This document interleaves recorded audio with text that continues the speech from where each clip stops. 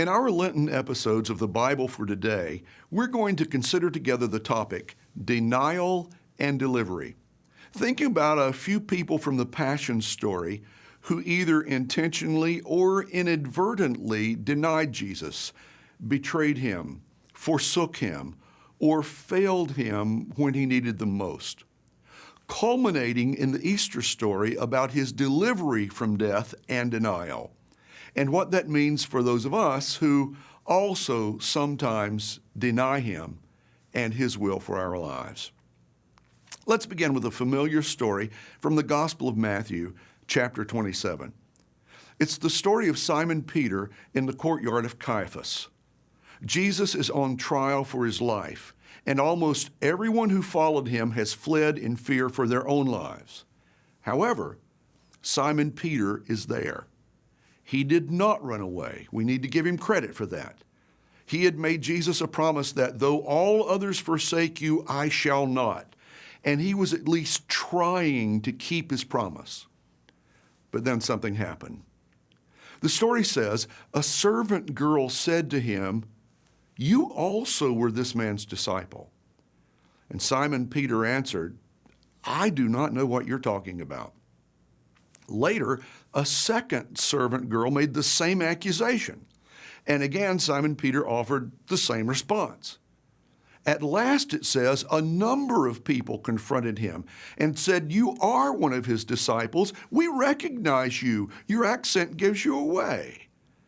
And the third time, Peter cursed and swore to them, "I do not know the man." Immediately, a rooster crowed. And Simon Peter remembered how Jesus had told him, "Before the rooster crows, you will disown me 3 times." The passage concludes with the statement, "And Peter went outside and wept bitterly." Sometimes, as was the case in this story, fear gives birth to denial. We're afraid of what our friends will think if we do not go along with their desires. We call that peer pressure. And so, even though we think what they want is immoral, perhaps even illegal, we go along because we're afraid of being ridiculed or rejected. Or if it happens at work, we're afraid of being fired. Or perhaps we have a job offer that we turn down because we fear we don't have what it takes to succeed in that position. Or you say no to someone who asks you out because you fear that they won't find you sufficiently interesting or attractive. I read a tragic story from the middle part of the last century. The story of a white teenage boy who witnessed the severe beating of his best friend who was black. It was an act of savage racism in a time when such acts too often went unpunished.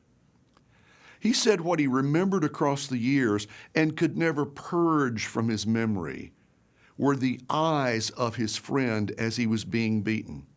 The eyes of his friend looking to him, silently pleading for rescue.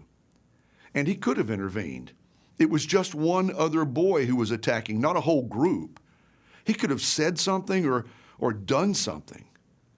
But he just stood there and watched it happen, afraid that if he did the right thing, word would spread and he would be ostracized at school, talked about, shut out, pushed aside. He wrote, "My friend understood. He did not hate me for being afraid. But ever after, I have hated myself." And Simon Peter went outside and wept bitterly. Sometimes in the neighborhood, sometimes in the office, sometimes in the home, sometimes even in the church. We know what is right, but for one of a myriad of reasons, we are afraid to do it. Okay, I want you to take a moment to read Matthew chapter 27, verses 57 through 75. It's really brief. It's only going to take you a couple of minutes.